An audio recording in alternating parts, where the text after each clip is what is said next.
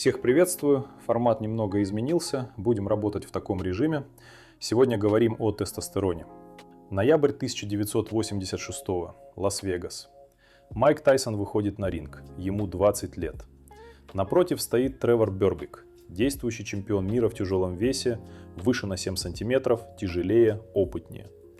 Тайсон выходит без халата, без музыки, просто смотрит Бербику в глаза. Бой длится 5 минут 35 секунд. Тайсон становится самым молодым чемпионом в тяжелом весе в истории бокса. 20 лет, 4 месяца, 22 дня. Его тренер Каз Даамата к тому моменту уже умер, но он каждый день вбивал Тайсону одну вещь – разницу между страхом и запугиванием. Страх помогает, он мобилизует, запугивание парализует. Даамата убирал второе, оставлял первое. Новосибирск, Александр Карелин, греко-римская борьба. 887 побед, 2 поражения за карьеру. Оба спорных, оба в 1 балл. 13 лет подряд ему не могли поставить ни одного балла в международных соревнованиях. Вдумайся, 13 лет. Тренировался в Сибири, бегал по пояс в снегу с бревном на спине, греб на тренажере по 4 часа, жал лежа 204 килограмма, делал тягу Зерхера на 10 повторений с 200 килограммами. Когда его спросили, кто его самый тяжелый соперник, Карелин ответил: «Мой холодильник». Он затащил холодильник весом 230 килограммов на 8-й этаж по лестнице, потому что лифт не работал. На вопрос «Зачем?» Потому что нужно было поднять холодильник. Третий – Хершел Уокер, американский футбол. Сейчас ему 62 года, и он каждый день делает 1500 отжиманий и 3000 приседаний. Каждый день, с 12 лет. Без штанги, без стероидов. Его тестировали каждый сезон в американской футбольной лиге. Без добавок. Ест 1 раз в день. В школе Уокер был толстым, заикался, над ним издевались. В 22 года Хайсман Трофи – главная награда студенческого футбола Соединенных Штатов. В 52 года вышел на профессиональный бой в смешанных единоборствах. 3 человека, 3 эпохи, 3 вида спорта, 3 совершенно разных телосложения. Но у всех троих одно направление петли, и оно работает не так, как ты думаешь. Сейчас одну вещь скажу, и ты скорее всего не согласишься. Тестостерон не делает тебя уверенным. Ни в таблетках, ни в инъекциях, ни тот, который у тебя есть от природы. Правда наоборот, тестостерон не причина, тестостерон – это следствие. Ты не становишься уверенным, потому что у тебя высокий тестостерон. У тебя высокий тестостерон, потому что ты ведешь себя определенным образом и занимаешь определенные позиции. И это меняет все. Меняет план на утро, меняет, как ты заходишь завтра на работу, меняет, за что ты платишь деньги в зале. Разберу по слоям и сразу предупрежу, буду ссылаться на конкретные исследования с авторами, годами и цифрами. Часть из них не воспроизвелась при повторении, и я скажу об этом прямо. Уверенность – это не эмоция, не характер, не то, с чем рождаются. Это замкнутая петля обратной связи между действием и биохимией, и она работает снизу вверх. Сначала разберемся с тем, что не работает. В 2010 году Дана Керни, Эми Кади и Энди Яб опубликовали исследование в научном журнале Psychological Science. 42 участника, 2 минуты в так называемой позе силы, руки в боки, грудь раскрыта. Результат – плюс 19% тестостерона, минус 25% кортизола. TED Talk Кади набрал 70 миллионов просмотров, мужские блоги взорвались. А в 2015-м вышла реплика «Ронни Хилл и коллеги». Та же методика, но 200 человек вместо 42, и экспериментатор не знал, кто в какой группе. 0 эффекта ни на тестостерон, ни на кортизол, ни на рисковое поведение. В 2016-м сама Керни, первый автор оригинала, публично отказалась от теории и написала открытое письмо: «Я больше не верю, что эффект реален». Та же история с карандашом в зубах. Штрак, Мартин и Степпер, 1988. Зажимаешь карандаш зубами, мышцы складываются в улыбку, комиксы кажутся смешнее. Оригинал показал разницу 0,82 пункта по 10-бальной шкале, а реплика Вагенмакерса 2016 года в 17 лабораториях показала 0,3, статистический 0. Значит ли это, что связь между телом и мозгом – это миф? Нет. Это значит, что 2 минуты в позе не меняют биохимию, а вот месяцы последовательного поведения меняют. Это принципиально разные утверждения. Теперь к тому, что реально двигает тестостерон.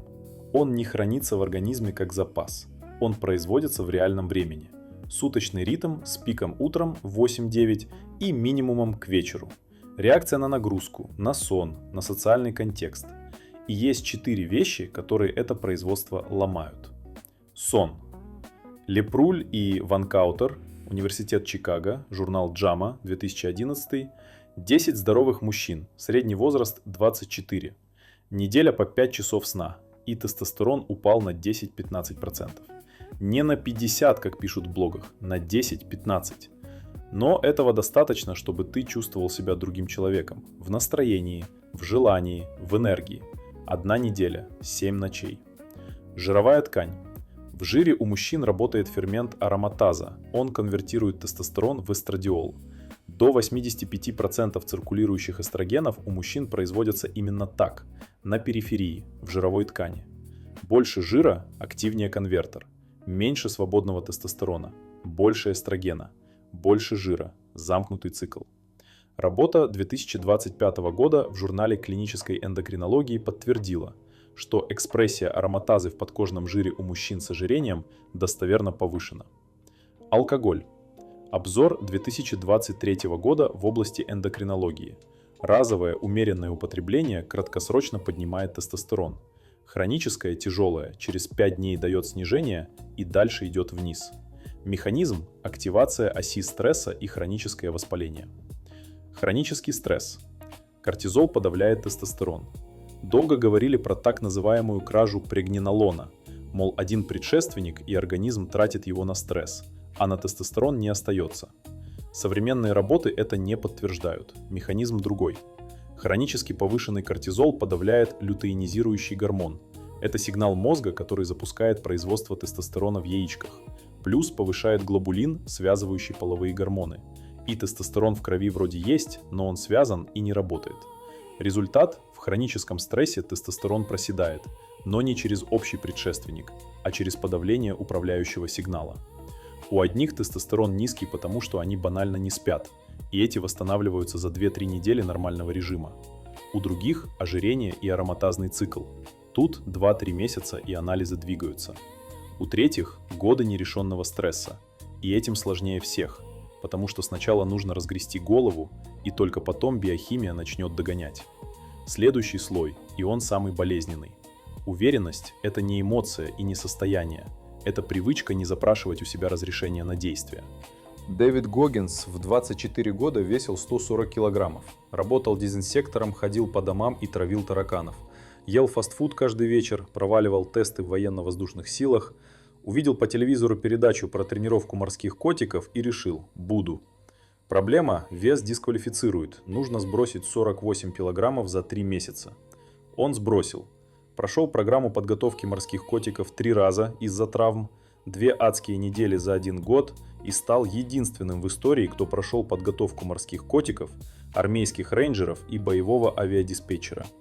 Не потому, что почувствовал мотивацию и пошел, наоборот, он запретил себе ждать ощущения готовности, каждый день через боль и через отвращение к себе. Конор Макгрегор до чемпионства был бывшим сантехником на пособии по безработице, жил у мамы. В интервью Тони Роббинсу он сказал: «Талант не существует, я не талантлив, я одержим. Я часами представлял, как нокаутирую Альдо встречным ударом, а потом нокаутировал его за 13 секунд». Мозг – это машина предсказаний, он постоянно оценивает. Если я сделаю вот это, что произойдет? Прогноз плохой – тревога, прогноз хороший – спокойствие. И прогноз формируется из прошлого опыта. 100 подходов к незнакомцам – мозг знает, что ничего смертельного. 0 подходов – мозг выдает катастрофу. Этот прогноз не меняется от внутреннего монолога «не бойся». Он меняется только когда ты реально сделал и увидел, что выжил. Гоггинс не стал уверенным, а потом начал бегать ультрамарафоны. Он начал бегать ультрамарафоны и через это стал другим человеком. Петля снизу вверх. 4-й слой, и он самый мощный. Роберт Сапольски, нейробиолог из Стэнфорда, 30 лет вел полевые наблюдения за стаей оливковых бабуинов в Кении. Замерял кортизол, тестостерон, давление, атеросклероз сосудов. В стабильных иерархиях низкоранговые самцы имеют хронически высокий базальный кортизол, высокое давление, быстрый атеросклероз. Они не контролируют свою среду, и организм реагирует на это. Альфа-самцы – высокий тестостерон. Но по данным 2011 года, опубликованным в журнале Science, у самых верхних самцов одновременно высокий и тестостерон, и кортизол, потому что быть на вершине биологически дорого. За позицию надо драться каждый день. А вот что ключевое. Если взять альфу из одной стаи и пересадить в другую, на нижнюю позицию, через 2-3 дня его тестостерон проседает. Без изменения генов, без препаратов, только позиция. На людях та же механика. Коутс и Герберт. Труды Национальной академии наук. 2008. Лондонский торговый этаж. 17 трейдеров. Замеры слюнного тестостерона в 11 утра. В дни, когда утренний тестостерон был выше персональной медианы, дневная прибыль была выше, и 14 из 17 трейдеров показали эту связь. Но вот что по-настоящему интересно. Один трейдер 6 дней подряд выигрывал, средняя прибыль вдвое выше обычной, и за эти 6 дней его тестостерон вырос на 74%. Невысокий тестостерон привел к выигрышу, серия выигрышей подняла тестостерон. И есть еще один факт, который мало кто знает. Бернхард, Дабс и коллеги, 1998 год, Университет Юты. Они замерили тестостерон у болельщиков до и после матча. Сначала на баскетболе, потом на чемпионате мира по футболу. У фанатов победившей команды тестостерон вырос примерно на 20%. У фанатов проигравшей упал примерно на 20%. Они не играли сами, они сидели на трибуне или перед телевизором, но организм реагировал на победу своих как на собственную. Даже виртуальная причастность к победе двигает биохимию, а теперь представь, что делает реальная. Исследование Циембы 2020 на борцах подтверждает это напрямую. У победителей тестостерон за бой поднялся с 16,4 до 23,2 наномолей на литр, у проигравших с 14,8 до 19,4. Большинство мужчин выбирают маленькую позицию, потому что в маленькой позиции безопасно. И тестостерон у них соответствующий, потому что организм в маленькой позиции не видит причин накачивать биохимию лидерства. Ресурс тратится на того, кто в бою. Теперь к конкретике. 7 вещей, которые в комплексе сработают так, как надо. Первое. Сон от 7,5 до 9 часов. Ложиться в одно время, даже в выходные. Лепруль и Ван Каутер доказали, что неделя по 5 часов – это минус 15% тестостерона, и без нормального сна остальные 6 пунктов бесполезны. Второе. Утреннее солнце. 15 минут в течение часа после пробуждения. Не через окно, на улице. Это запускает ранний пик кортизола, и это хорошо, потому что утренний кортизол в правильное время настраивает весь суточный ритм, от которого зависит и вечерний мелатонин, и утренний выброс тестостерона. Проблема начинается, когда кортизол высокий весь день, а утром он должен быть высоким. Протокол Эндрю Хубермана, Стэнфорд. Третье. Тяжелые многосуставные движения. Приседания, становая тяга, жимы, тяги в наклоне. Все, что нагружает большие мышечные группы и требует координации всего тела. Если ты уже тренируешься, ты знаешь, что это такое. Острый скачок свободного тестостерона после тяжелой тренировки подтвержден. Плюс 40-55% в посттренировочном окне. Но главное даже не в нем, а в том, что тяжелая нагрузка запускает поведенческую перестройку. Ты систематически делаешь тяжелое. Мозг пересчитывает прогнозы того, на что ты способен. И это каскадом влияет на все остальное поведение. Четвертое. Холодная вода утром, 2-3 минуты. Тут скажу прямо, исследования не показывают, что холод повышает тестостерон. Одна работа 1991 года даже показала минус 10%. Но холод достоверно поднимает норадреналин и дофамин. И у этого есть практическая ценность. Ты встаешь утром, и первое, что делаешь, это преодолеваешь сопротивление. И это задает тон всему дню. Это не про гормоны, это про операционную систему поведения. Пятое. Не жаловаться вслух. Жалоба – это вербальное поведение подчиненного, и мозг считывает собственную речь буквально. Говори о том, что делаешь или будешь делать. Шестая. Одно действие через страх в день. Позвонить кому неудобно, сказать «нет», когда хочется уступить, подойти к человеку, мимо которого прошел бы раньше. Это экспозиция. Мозг учится через повтор, а не через размышления. Гоггинс строил на этом всю свою жизнь. Седьмая. Осанка не как упражнение, а как гигиена, постоянный режим тела в течение дня. Двухминутная поза силы не работает, это доказано. Но жить в сутулом положении 12 часов в день тоже имеет последствия. Хроническая закрытая поза повышает базальный кортизол и снижает субъективное ощущение контроля. Просто держи плечи развернутыми, голову на уровне, взгляд вперед, голос из груди, а не из горла. 3 раза в день вспомни и поправься.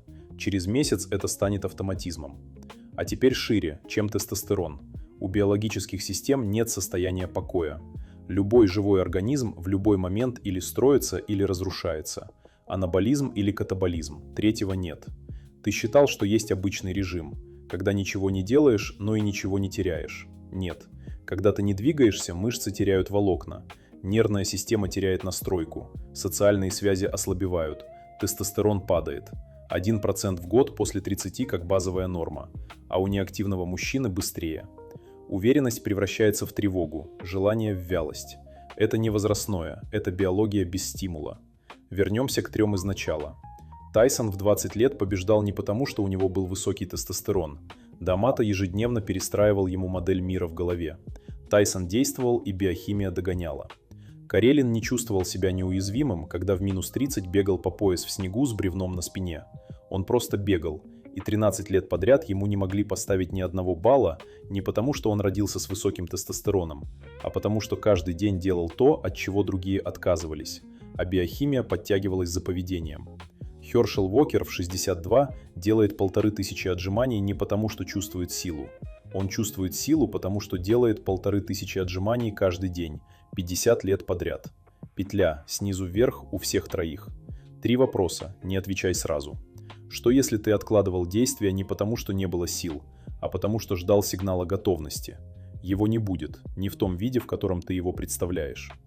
Что если то, что ты называл ленью или отсутствием мотивации, это был не психологический вопрос, а подавленное производство тестостерона от 3 привычек, которые ты завел и перестал замечать?